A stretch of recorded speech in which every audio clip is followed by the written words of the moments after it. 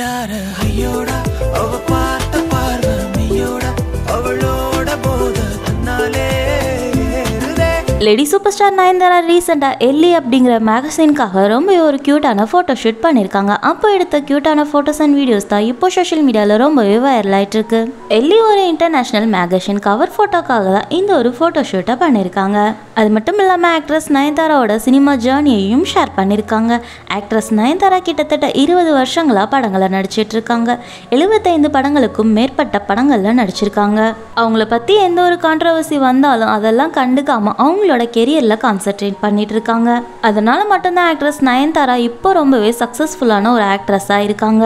Acting கெரியர்லையும் சரி பிஸ்னஸ்லையும் சரி actress Nayanthara ரொம்பவே சக்ஸஸ்ஃபுல்லான ஒரு பர்சன்னு சொல்லியிருக்காங்க.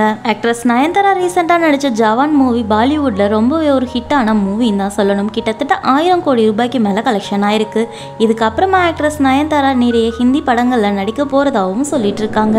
ஆக்ட்ரஸ் நயன்தாரா ஆக்ட் பண்ண மூவியில் ஃபேவரட்டான மூவி என்னன்னு கமெண்ட்ல சொல்லுங்க. அண்ட் இந்த மாதிரியான அப்டேட்ஸ்க்கு ஸ்டார் பைட் சேனலுக்கு சப்ஸ்கிரைப் பண்ணுங்க. கூடவே பக்கத்தில் இருக்க பெல் ஐக்கானை கிளிக் பண்ணுங்க. தேங்க்யூ.